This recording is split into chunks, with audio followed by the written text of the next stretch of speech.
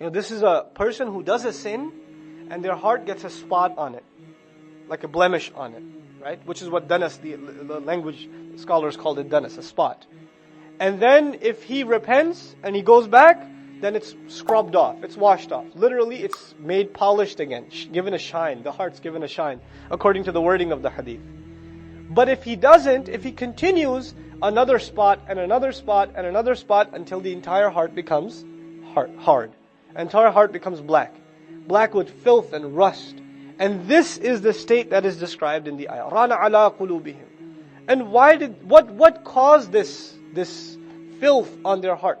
What is it that rusted over them? Ma kanu yaksibun. Whatever they used to earn is what made the rust occur on top of their hearts.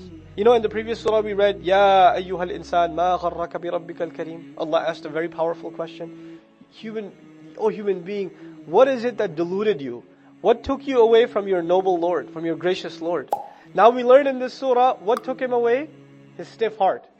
This is the worst thing that can take you away from your noble Lord. So Allah asked the rhetorical question in the previous surah, and we have this scary response in this surah. رَانَ عَلَى قُلُوبِهِمْ مَا كَانُوا يَكْسِبُونَ كَلَّا إِنَّهُمْ عَنْ رَبِّهِمْ يَوْمَئِذٍ لَمَحْجُوبُونَ Subhanallah. It is these people that especially when it comes to their Lord, they are going to be barricaded, they're going to be blocked off, meaning they won't be able to see their Lord on that day. On that day, especially their Lord, they will not be able to see. There will be a hijab. You know the word hijab? A barrier. That which comes in between you and whatever you want to see, so that you can no longer see it. It's no longer in your sight. That's what hijab is, literally what hijab means. So here, when Allah Azza wa Jalla says, on that day, they will be permanently barricaded, blocked off from the view of their Lord. The wording is interesting in that there's ikhtisas. Ar Rabbihim is first. It is their Lord that they won't be able to see. It is their Lord that they'll be barricaded away from. And what that implies is there's something else that they will be looking at. And not only looking at, they can't stop looking at it. You remember in the previous surah, وَمَا هُمْ عَنْهَا بِغَائِبِينَ? They will not be able to steal even a glimpse away from that hellfire that is staring at them.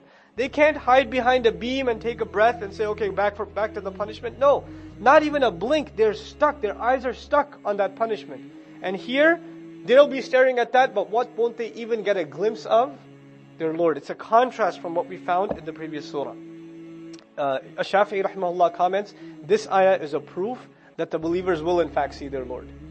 This ayah is a proof that the believers will in fact see their Lord. And then Malik rahimahullah, he commented, when Allah's enemies are barricaded away, when they're blocked off from seeing Him, then He will show His glory, His full glory to the believers until they get to see Him. Subhanallah. So this ayah at the same time is a punishment on the kuffar and is a gift to the believers.